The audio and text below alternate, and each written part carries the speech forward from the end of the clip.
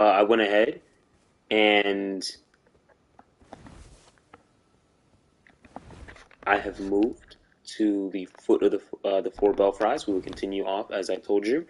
In our last episode, we went ahead and we got a cloth from Vare that he told us to soak in someone's blood. Alright, so we're going to go ahead and run through here. Make sure to hit these.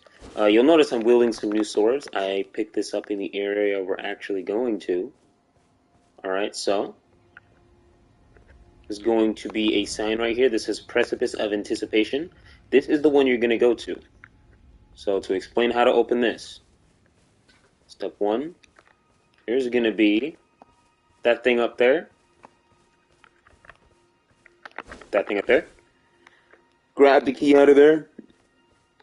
And it should be the first tower to your left, coming down. This tower you're going to want to go over. It says, once again, Precipice of Anticipation. I stress this because you only get one of those keys as far as I know. There might be another, but I have never found one. I only found the one up there. This is important. If you miss this, you lose out on that spot, which is a lot of goodies and over there and things like that. So I'm going to go over to the Precipice of Anticipation.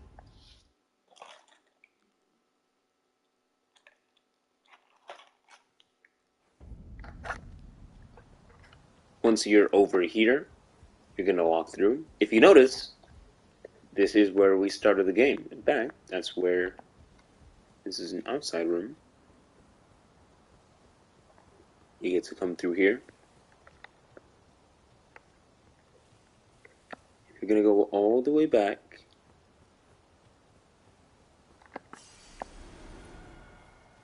to where we started.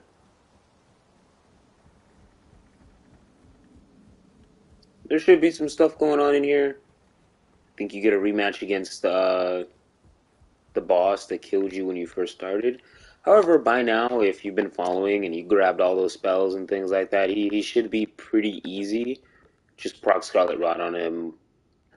Once you get Scarlet Rot procced on him, just kind of avoid him, survive. Stay at a distance. We're going to dye that cloth.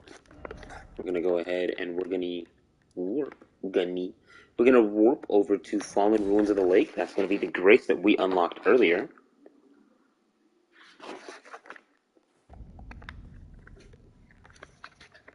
I left this marked because we're going to go back.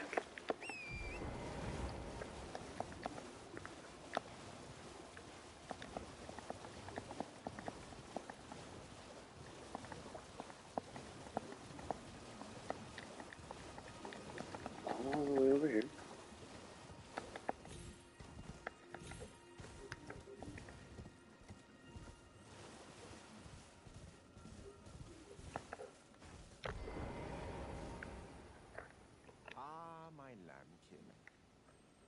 Yada, yada. He's gonna give you some dialogue. You're gonna give him your finger, and your character's gonna whine and moan like a child as he proceeds to stab them in the hand. Why does my character look like that? Oh no, oh no. Looks like an anime protagonist.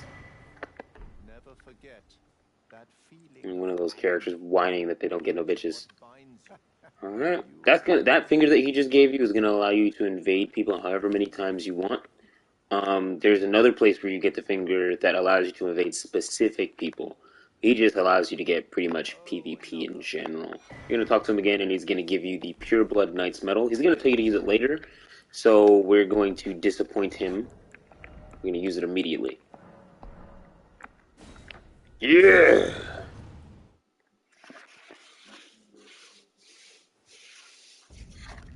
This is Mogun's Palace. Alright, step one of Mogun's Palace, we're going to want to run up here. We're going to grab a grace. This is the map right here. I want to grab the grace right here.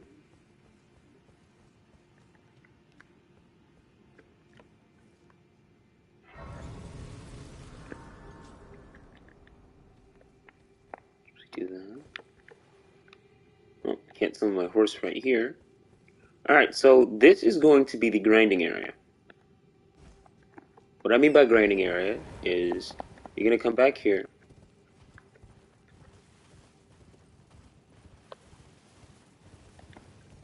And you can get thousands of souls a minute. Like, if you grind for like a full minute, you should have, if you should have at least like 30,000 souls, 40,000, which is pretty good, honestly. So once again, let's do that jump again so you guys can see. You're gonna go up to this tree. It's gonna be the first tree you see. Pass this little one to the back. You're gonna jump onto these rocks right here. Some people might leave messages in your world to be helpful. Jump from this onto this flat part of this rock right here. Jump right here onto this. This is a bug in the game, which FromSoft has not fixed. So we are going to abuse it. Alright, right here, you're going to see a sign that says Visions of Something Incredible. And it will show you something truly incredible. Alright, so what you want to do, you want to make sure you're on torrent. Go ahead and double jump and start swinging your weapon. That's going to be L1 or R1. And you're going to do this for about 30 to 40 seconds.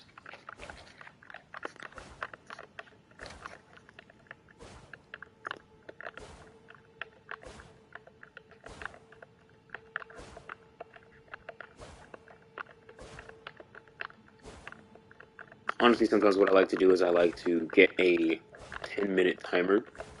I like to set it, and I like to just grind here. Normally take my character from level 40 or 50 or something to at least like level 80.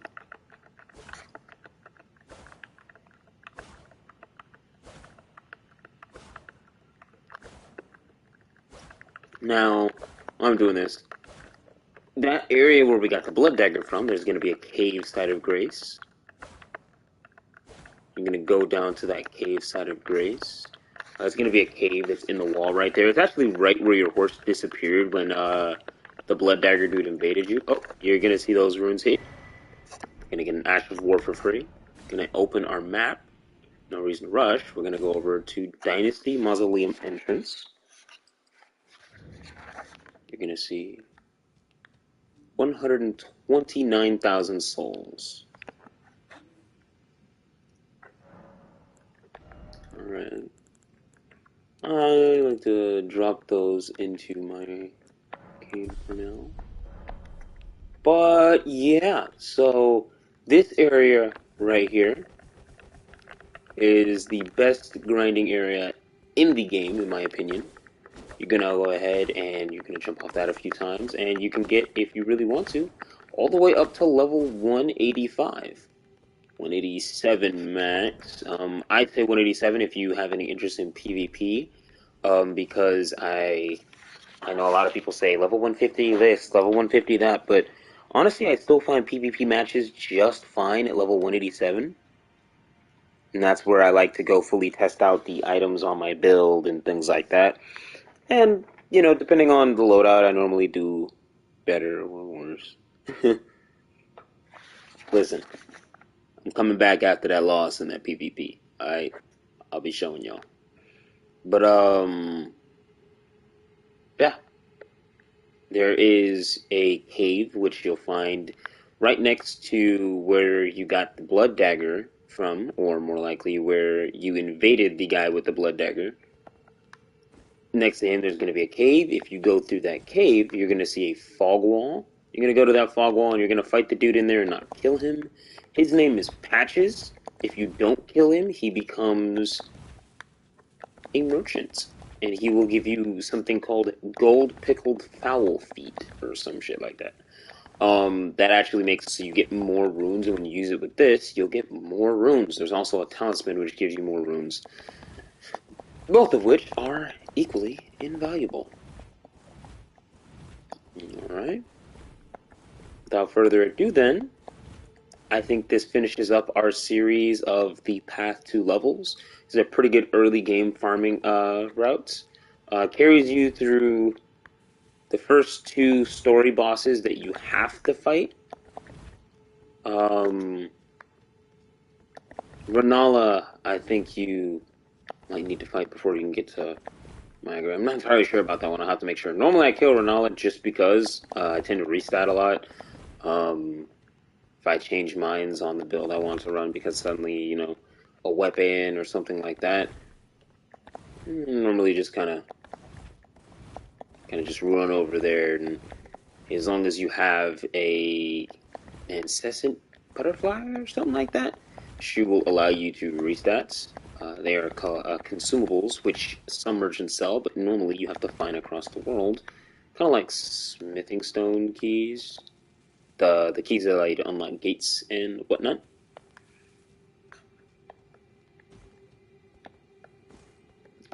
Other than that, you should be cleared of the mid game, and all you should need to worry about is upgrading your weapons, which will be videos I will be having linked into the playlist that these videos will go. And you should only have to worry about finding a good physical weapon that you want to keep. Keep note, here in this area there is a pretty tough boss. I would make sure you're properly leveled and have your items leveled before you want to fight him. But he is going to give you, in my eyes, one of the most broken weapons in the entire game, the Mogwin Sacred Spear. Basically, the Blade Stick.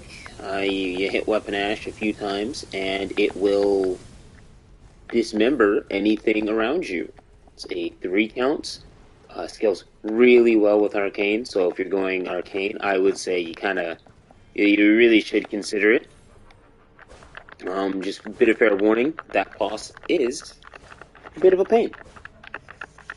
With that, I will go ahead and leave you with the best bit of wisdom that any Elden Ring player can leave you with, and that's go jump off a cliff. I'll see y'all later.